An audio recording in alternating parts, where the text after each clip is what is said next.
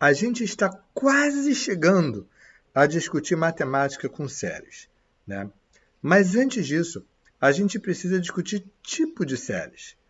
Porque, veja por exemplo o seguinte, se eu tenho uma série de números, por exemplo, ingressos vendidos, eu consigo calcular uma média disso. Mas se eu tenho uma série de nomes, né, eu não consigo calcular uma média disso. Eu não consigo calcular a média dos nomes de quem entrou para a Grifinória, por exemplo. Certo? Então, é importante a gente discutir de que tipo uma série é. E existem dois grandes tipos de série, certo? Uma série ela pode ser numérica, ou uma série ela pode ser uma série de objetos, certo? Séries numéricas são séries do tipo float 64, int 64. Existem vários outros exemplos, mas basicamente você viu que começa com float, você viu que começa com int, é uma série numérica, tá? Só por curiosidade, o 64 aí é o número de bits que cada informação ocupa na memória, tá? Isso aí não nos interessa, é mera curiosidade.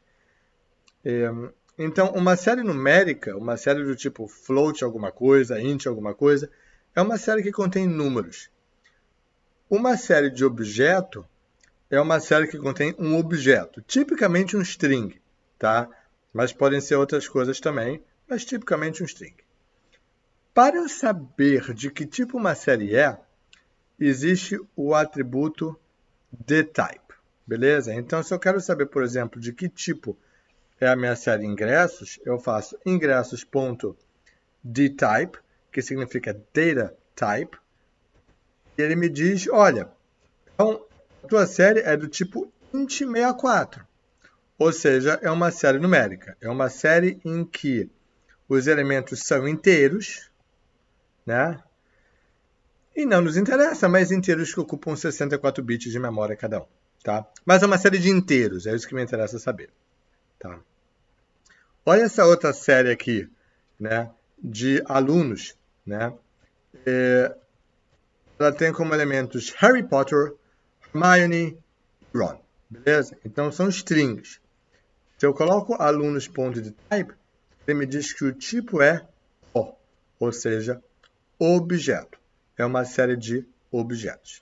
Show? Então eu não consigo calcular uma média disso, por exemplo. Legal? Bom, eu consigo converter uma série de um tipo em outro. Por exemplo, nota dos alunos, beleza? 10,5 para o Harry Potter, 10 para a Hermione e 3 para o tadinho do Ron. Show? Show? Então, essa daqui é a minha série. Repare que quando eu peço a série, o Python já me dá por default lá embaixo o tipo dele, né? Ou seja, já me diz o seguinte, olha, essa série daqui, o tipo é um objeto. Por que é um objeto? Porque repare que eu não botei aqui 10,5, né? Eu botei o string 10,5. Eu botei entre aspas. De sacanagem mesmo, fiz de sacanagem. Mas esse tipo de sacanagem acontece na vida real, de vez em quando a gente pega umas séries assim mesmo. E aí a gente precisa converter. Digamos que eu queira converter essa série para o tipo, para float, beleza? Eu tenho aqui um 10,5, então eu queria ter vários floats, beleza?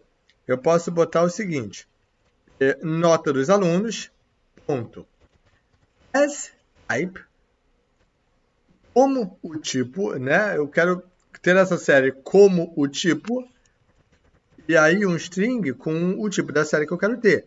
No caso, eu quero float 64, beleza? Eu quero ter uma série de floats.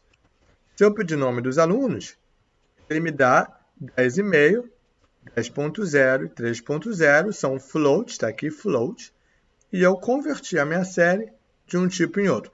Repare que essa é uma série com a qual, se eu quiser calcular uma média, eu já consigo. Antes eu não conseguiria, beleza? Antes eu não conseguiria. Aqui eu já consigo. Show? Agora, digamos que eu queira converter isso para uma série de inteiros.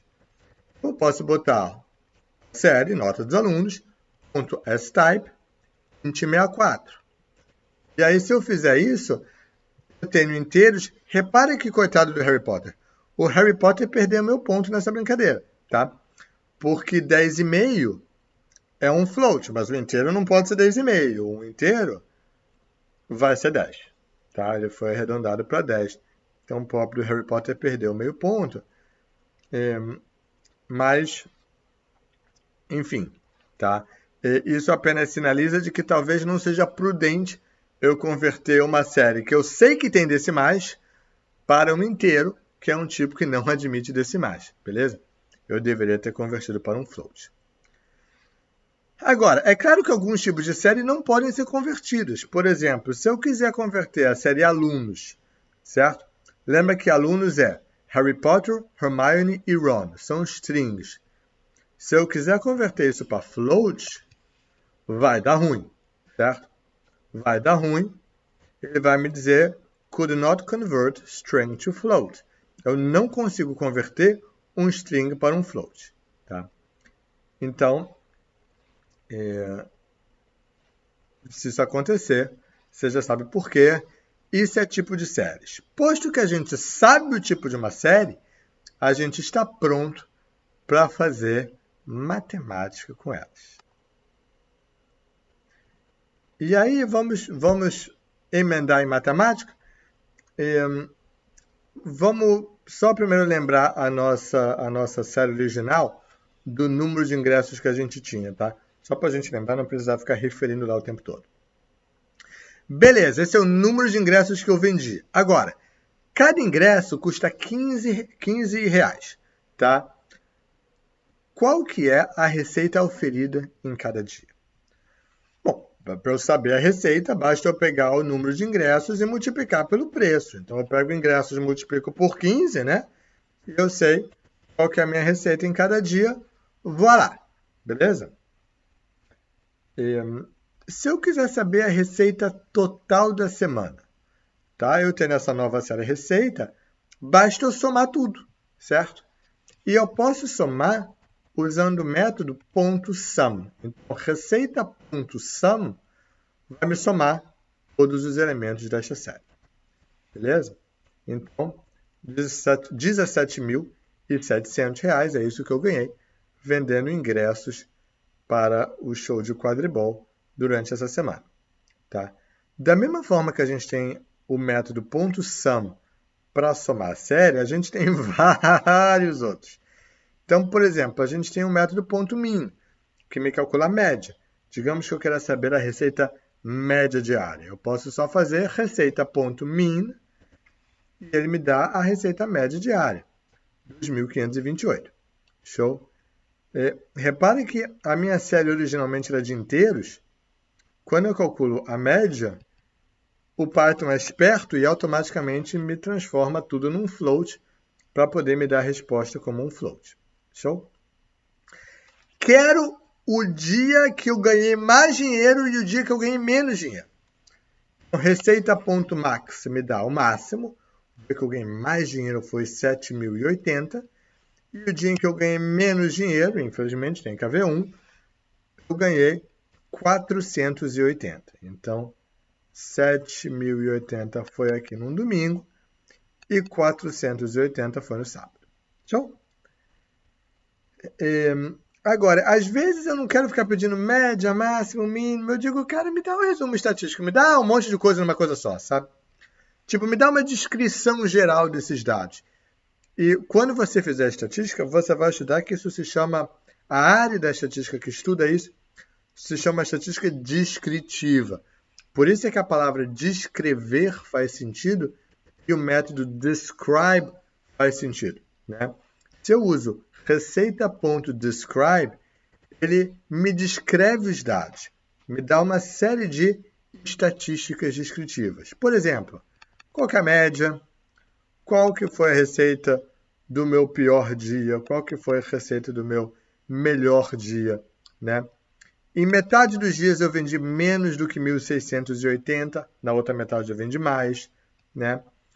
Eu tenho 7 dias de dados completos no total, né? Então eu tenho aqui uma descrição bem razoável com um comando só, certo? Eu posso, às vezes, querer saber quantas vezes cada valor aparece. Nesse caso daqui, não faz muito sentido, porque cada vez, né, cada valor aparece uma vez. Dificilmente eu vou vender em 2 dias exatamente a mesma quantidade até o último centavo. Mas olha, por exemplo, aqui, em que eu tenho uma outra série com um colega favorito, né, dos alunos. Então, os alunos de Hogwarts votaram em quem é o seu colega favorito. Então, você tem Harry Potter, né? Hermione, né? Que o Ron deve ter votado nela, né? E aí, Harry Potter. E aí eu quero saber quantos votos o Harry Potter ganhou, quantos votos a Hermione ganhou, quantos votos cada pessoa ganhou, né? Dos que tiveram algum voto. E aí, se eu fizer isso daí, eu vejo que Harry Potter tem 4 votos, Hermione tem 2 votos, e surpreendentemente sempre tem um. O Malfoy recebeu um voto também. Deve ter votado em si próprio, né? Como é que eu faço isso? Usando essa função value count. Show. Às vezes é útil a gente ter não o número de quantas pessoas votaram no Harry Potter, mas a fração de alunos que votaram no Harry Potter, certo? Ou seja, Harry Potter recebeu quantos % dos votos, né? E se eu quiser fazer isso, eu posso usar o método .valueCount, mas entre parênteses passar normalize igual a true. Se eu fizer isso, eu tenho aqui que o Harry Potter recebeu 57% dos votos, a Hermione recebeu 28% e o Malfoy recebeu 14%. Show? Bom, esses são alguns dos métodos que a gente pode aplicar na série. Tem muitos métodos, tem muito mais coisa que dá para fazer. E se você precisar consultar, surgir alguma coisa que não esteja, né, que a gente não tenha falado, uma excelente referência é sempre você ir para a documentação oficial que eu separei para você aqui. É só você clicar no link e procurar a seção Methods. Aí você vai ver tudo que você consegue fazer com uma série, certo? Mas, por hora de séries, é isso daí. Espero que você tenha gostado. Pode sorrir feliz com, né, a conquista aí dessa nossa aula de hoje.